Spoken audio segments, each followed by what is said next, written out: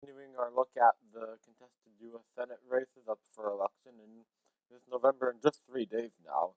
Crazy how it's so close. We look to Georgia today and the very close race between Democratic incumbent Senator Raphael Warnock and Republican candidate Herschel Walker, former Heisman Trophy winner for the Georgia Bulldogs, who is making his first run at any political office. As we can see from these polling numbers, it has been very, very tight all throughout the election cycle.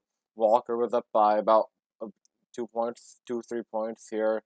We got some polls around here showing him up by 6 points, but usually about a 3 point lead. Then Warnock took the lead as the national approval for Democrats started to increase, and the overall numbers for both candidates increased as third parties and undecided voters became less common. At the start of October, there was the whole Herschel Walker abortion scandal, which is still going on, where multiple women now have alleged that Herschel Walker coerced them and paid for their abortions where they might have not been willing to, and Walker claiming to be pro-life would seem to have caused an issue for many Republican voters, but a lot of them don't seem to care about that, since he still has voiced his support for abortion bans with very little to no exceptions. Now, as common with almost all Republican candidates at this point in time, Walker is now up by zero point 0.1 point, so it's essentially tied within the margin of error.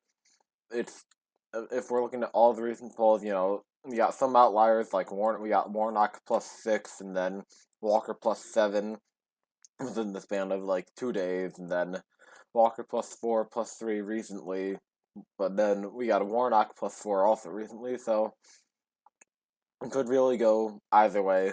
These polls are very inconclusive to determine who actually has the lead here, and in a very purple state in Georgia with Republican Governor Brian Kemp, but two Democratic senators, and they voted for Joe Biden in 2020. These elections could go either way. Warnock is seen as one of the weaker Democratic candidates. He's not a particularly inspiring speaker, and he doesn't really attack his opponents very often, as was evident during the debate. He didn't really move on the whole Walker abortion things or on any other issues that Herschel Walker has been targeted for by other Democratic people and campaign managers.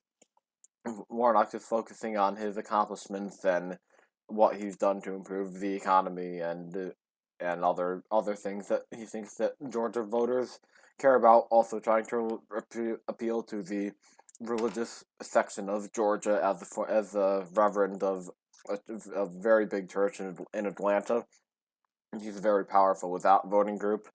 Walker is also claims to be a more devout Christian than Warnock is, pointing to his anti-abortion stance as one of the things that indicate that.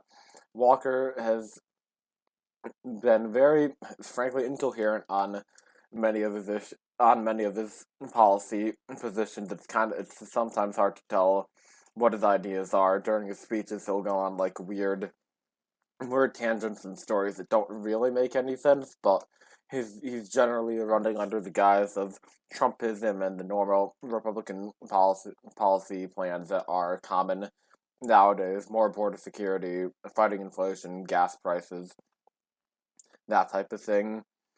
So we're looking very close race in Georgia here, and everyone in Georgia must vote. As with all, it sounds like a broken record now, but this race really could decide control of the Senate, since it's so close and so even, and the polls are very inconclusive, so it's crucial to get high turnout in Georgia, and we will see what happens on Election Day.